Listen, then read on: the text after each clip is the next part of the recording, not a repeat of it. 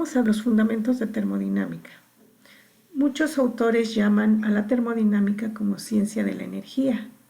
Este término provino de la palabra griega terme, calor, y dynamis, fuerza, lo cual corresponde a lo más descriptivo de los primeros esfuerzos por convertir el calor en energía.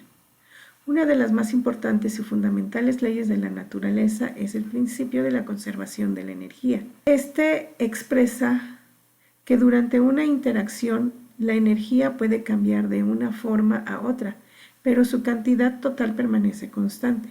Es decir, la energía no se crea ni se destruye, solo se transforma. Aunque los principios de la termodinámica han existido desde la creación del universo, esta ciencia surgió como tal hasta que Thomas Savery en 1697 y Thomas Newcomb en 1712 construyeron en Inglaterra las primeras máquinas de vapor atmosféricas, las cuales eran muy lentas e ineficientes, pero abrieron el camino para el desarrollo de una nueva ciencia. La primera y la segunda ley de la termodinámica surgieron de forma simultánea a partir del año de 1850, principalmente de los trabajos de William Rankine, Rudolf Clausius y Lord Kelvin, antes William Thomson. El término termodinámica se usó primero en una publicación de Lord Kelvin en 1849 y por su parte William Rankine, profesor de la Universidad de Glasgow, escribió en 1859 el primer texto sobre el tema. Se sabe que una sustancia está constituida por un gran número de partículas llamadas moléculas y que las propiedades de dicha sustancia dependen, por supuesto, del comportamiento de estas partículas. Al obtener el promedio de dicho comportamiento nace el estudio de la termodinámica estadística, cuyo enfoque microscópico es bastante complicado y en este curso solo se usará como apoyo. El enfoque macroscópico, que no requiere conocer el comportamiento de cada una de las partículas, se llama termodinámica clásica y proporciona un modo directo y fácil para la solución de problemas de ingeniería. Antes de entrar a lo que son los conceptos y propiedades termodinámicas, vamos a ver un poco sobre los sistemas de unidades. Cualquier cantidad física se caracteriza mediante dimensiones. Las magnitudes asignadas a las dimensiones se llaman unidades.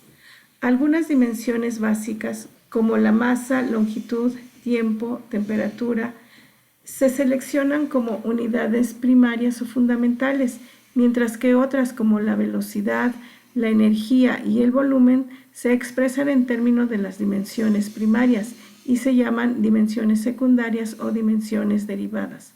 En esta tabla se presentan los sistemas de medición de unidades, sistema internacional, que en adelante encontraremos expresado como SI, el sistema inglés y el sistema CGS. Las unidades fundamentales son la longitud, masa, tiempo y temperatura.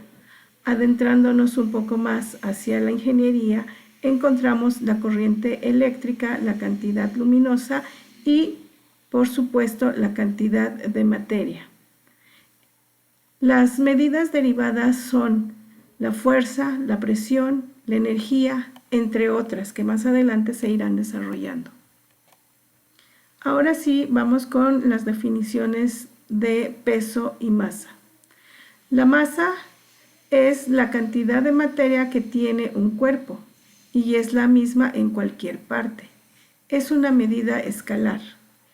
El término peso con frecuencia se usa de modo incorrecto para expresar la masa. A diferencia de la masa, el peso es una fuerza, la fuerza gravitacional aplicada a un cuerpo, y su magnitud es un vector. Se determina a partir de la segunda ley de Newton, que dice: el peso es igual a la masa por la gravedad, donde la gravedad en el sistema internacional toma el valor de 9.807 metros sobre segundo al cuadrado, o 32.174 pies por segundo al cuadrado a nivel de mar y una latitud de 45 grados. Densidad y peso específico. El peso del volumen unitario de una sustancia se llama peso específico y se representará por la letra griega gamma y se determina a partir de la ecuación ρ por G o W sobre V, donde ρ es la densidad, W es el peso y el volumen es V. G es la gravedad. La densidad se determina como la masa de una sustancia que ocupa un determinado volumen. Se expresa en kilogramo por litro, kilogramo por metro cúbico o gramos por centímetro cúbico. Volumen específico y volumen molar. El volumen específico es el volumen ocupado por unidad de masa de una sustancia. Es decir, es el inverso de la densidad. En el sistema internacional sus unidades son metros cúbicos sobre kilogramo y en el sistema inglés son pies cúbicos sobre slug. No dependen de la cantidad de materia. El volumen molar es el volumen ocupado por un mol de sustancia, sea cual sea el estado de agregación en el que se encuentren, a la presión y temperatura consideradas. Cuando las sustancias se encuentran en estado gaseoso, según el principio de Avogadro, un mol de cualquier gas ocupa, en las mismas condiciones de presión y temperatura, siempre el mismo volumen. Experimentalmente se comprueba que este volumen es 22.4 litros, cuando el gas se encuentra idealmente a condiciones normales de presión y temperatura, esto es, una atmósfera y 273.15 Kelvin. Presión. La presión en un fluido en reposo en cualquier punto es la misma en todas direcciones y se define como la componente normal de la fuerza por unidad de área. La presión P en un punto de un fluido en equilibrio es la misma en todas las direcciones y la relación anterior puede expresarse como presión es igual a fuerza por área. Las unidades en el sistema internacional son newton sobre metro cuadrado o pascales. La expresión puede variar dentro de un fluido cuando se considera la presión vertical. Del lado derecho se tiene una imagen en donde se tiene una columna de agua. Justamente en la superficie de esa columna de agua, la presión se considera como una atmósfera y una atmósfera se define como el peso del aire que está sobre ese fluido por el área de la sección transversal. Su valor es 101.325 pascales o 14.96 psias. Existen otros factores de conversión que se usan también para la presión. Pero ahora, ¿cómo se calcula la presión en el punto B?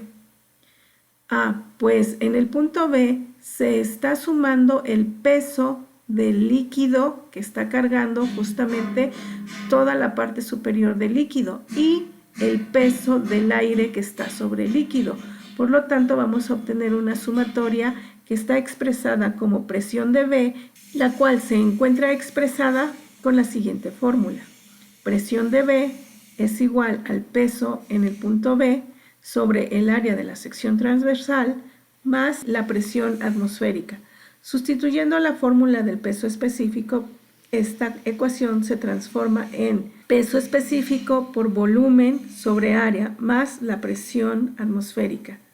Sabemos que el peso específico es igual a ρ por G, quedándonos así la fórmula de presión en el punto B es igual a el peso en el punto B sobre el área de la sección transversal más la presión atmosférica.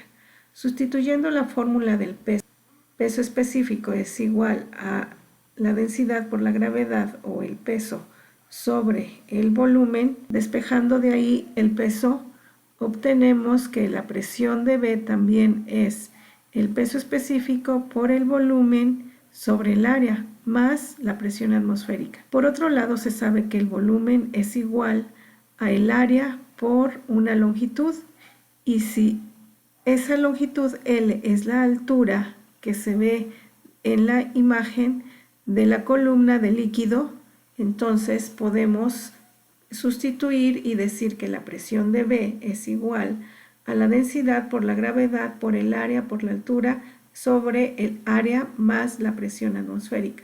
Se cancelan las áreas y finalmente nos queda presión en el punto B es igual a la densidad por la gravedad por la altura más la presión atmosférica. Fuerza. En el Sistema Internacional de Unidades, la fuerza es el newton y se define como la fuerza requerida para acelerar una masa de 1 kilogramo a razón de 1 metro por segundo al cuadrado. En el sistema inglés, las unidades de fuerza es la libra-fuerza y se define como la fuerza requerida para acelerar una masa de 32.174 libras o slug a razón de 1 pie por segundo al cuadrado. Otras unidades de fuerzas de uso común en muchos países europeos es el kilogramo fuerza, que es el peso de 1 kilogramo de fuerza a nivel del mar. Esto es, 1 kilogramo fuerza es igual a 9.807 newton. Trabajo. Aquí se muestra un diagrama en donde se representa el trabajo de compresibilidad. En la parte superior se está ejerciendo una presión sobre el pistón que baja hasta comprimir el fluido y el sistema adquiere una nueva presión, de tal manera que el trabajo, la diferencial del trabajo es igual a menos la presión por la diferencial de volumen. También podemos definir que el trabajo es la transferencia de energía asociada en una fuerza que actúa a lo largo de una distancia. Y esto nos lleva a otro concepto que es la potencia. La potencia es la rapidez con la que se hace un trabajo. Vamos ahora con calor y temperatura. El calor se define como el movimiento o intercambio de energía entre cuerpos. En el sistema internacional se debería medir en joules, sin embargo se ha encontrado conveniente medirlo en calorías. La caloría es la cantidad de calor que se requiere agregar para que 1 gramo de agua eleve su temperatura 1 grado centígrado. Entonces, la temperatura es la medida de la agitación de las moléculas de un cuerpo. Por lo tanto, la energía cinética del sistema determina el valor de esta variable. En el sistema internacional se mide en Kelvin. Así, a mayor energía cinética, mayor temperatura.